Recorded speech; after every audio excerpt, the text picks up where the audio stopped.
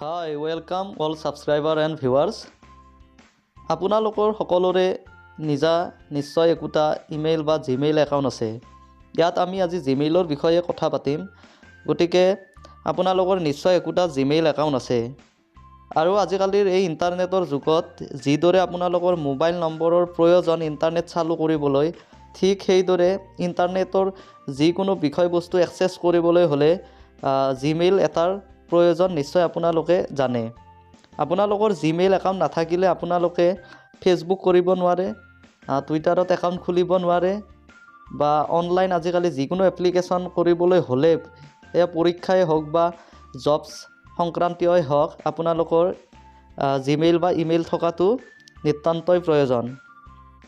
যদি আপোনালোকৰ ইমেইল বা জিমেইল একাউণ্ট নাই তেনেহ'লে ইতিমধ্যে আমাৰ এই চেনেলটোত কেনেদৰে জিমেইলত একাউণ্ট খুলিব পাৰি তাৰ ভিডিঅ' দিয়া আছে, মই ডিছক্ৰিপশ্যনত দি দিছোঁ। আপোনালোকে এই ভিডিঅ' দুটা চাই জিমেইলত একাউণ্ট খুলিব পাৰে। এতিয়া কথাটো হ'ল যদি আপোনালোকে জিমেইলত একাউণ্ট খুলিছে, আপোনালোকেতো জানেই ইমান প্ৰয়োজনীয় জিমেইল একাউণ্টটো যদি আন কোনোবা হেকাৰে ক'ৰবাৰ পৰা এক্সেছ কৰে বা আপোনালোকৰ জিমেইলটো হেক হৈ যায় তেনেহ'লে কি হ'ব ভাবি চাইছেনে? তেনেহ'লেচোন আপোনালোকৰ 90% ডাটাই লিক হৈ যাব। গতিকে আপোনালোকে জিমেইল একাউণ্টটো কিদৰে চিকিউৰ কৰি ৰাখিব পাৰিব সেই বিষয়ে এই ভিডিঅ'টোত ভালদৰে বুজোৱা হৈছে। গতিকে আপোনালোকে ভিডিঅ'টো শেষলৈ ভালদৰে চাই আপোনালোকৰ জিমেইল একাউণ্টটো চিকিউৰ কৰিব পাৰিব। তেনেহ'লে আহক আৰম্ভ কৰোঁ। আমাৰ চেনেলৰ সৈতে জড়িত হৈ থাকিবলৈ ছাবস্ক্ৰাইব বাটনত ক্লিক কৰক। লগতে আমাৰ নতুন নতুন ভিডিঅ'সমূহৰ আপ টু ডেট পাই থাকিবলৈ এই বেল বটনটোত ক্লিক কৰক। প্ৰথমে আপুনি জিমেইল একাউণ্টটো আপোনাৰ লেপটপ বা কম্পিউটাৰত খুলি লওক আৰু ৰাইট পিনে থকা এই আইকনটোত ক্লিক কৰক। তাৰপিছত এই আইকনটোৰ ব্লু গাগল একাউণ্টছত ক্লিক কৰক। এইদৰে আপোনাৰ নতুন টেব এটা খুলিব। টেবটোৰ ভিতৰত দেখিব প্ৰথমতে sign in and security, personal info and privacy আৰু একাউণ্ট প্ৰিফাৰেঞ্চ। ইয়াৰে যোনটো first option sign in and security তাত ক্লিক কৰক।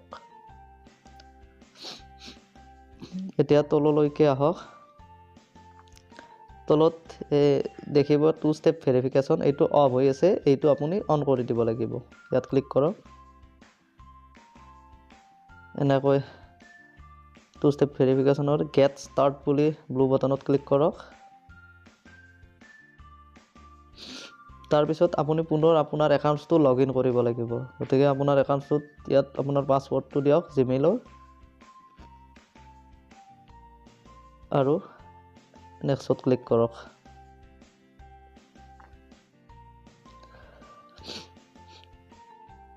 ইয়াত আপোনাৰ ফোন নম্বৰটো দিব লাগিব।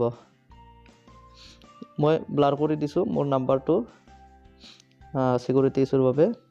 গতিকে ইয়াত আপোনাৰ যোনটো পাৰ্চনেল মোবাইল নম্বৰ যোনটো আপোনাৰ লগত আছে সেইটো দিব আৰু ইয়াত আপুনি যি কাউণ্ট্ৰিৰ হয় সেই কাউণ্ট্ৰি চিলেক্ট কৰিব পাৰে। চ' ইয়াত মই ইণ্ডিয়া চিলেক্ট কৰিছোঁ আৰু মোৰ মোবাইল নাম্বাৰটো দিছোঁ।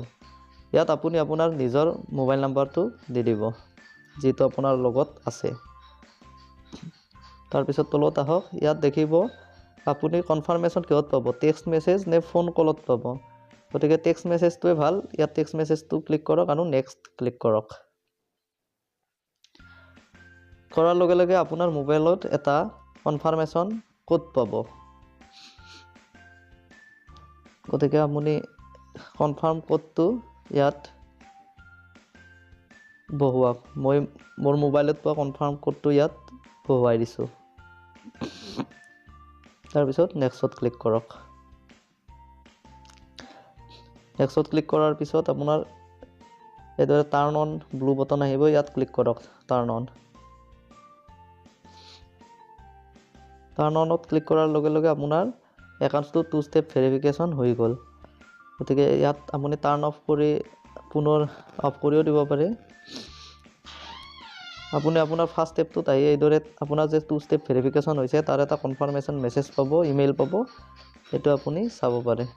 গতিকে এইদৰে আপুনি আপোনাৰ জিমেইল একাউণ্টটোত 2 ষ্টেপ ভেৰিফিকেশ্যন অন কৰিব পাৰে। এতিয়া আপুনি আপোনাৰ একাউণ্টটো লগ ইন কৰিব কৰিবলৈ হ'লে বা আন যিকোনোৱে আপোনাৰ একাউণ্টছটো লগ ইন কৰিবলৈ হ'লে আপোনাৰ মোবাইলত এটা 6টা সংখ্যাৰ কনফাৰ্মেশ্যন কোড আহিব। গতিকে এই 6টা সংখ্যাৰ কনফাৰ্মেশ্যন কোডটো নবহালৈকে আপোনাৰ একাউণ্টছটো লগ ইন কৰিব নোৱাৰিব। যদি আপোনাৰ এই ভিডিঅ'টো আপোনাৰ ভাল লাগিল তেনেহ'লে লাইক কৰক আৰু শ্বেয়াৰ কৰক। ধন্যবাদ।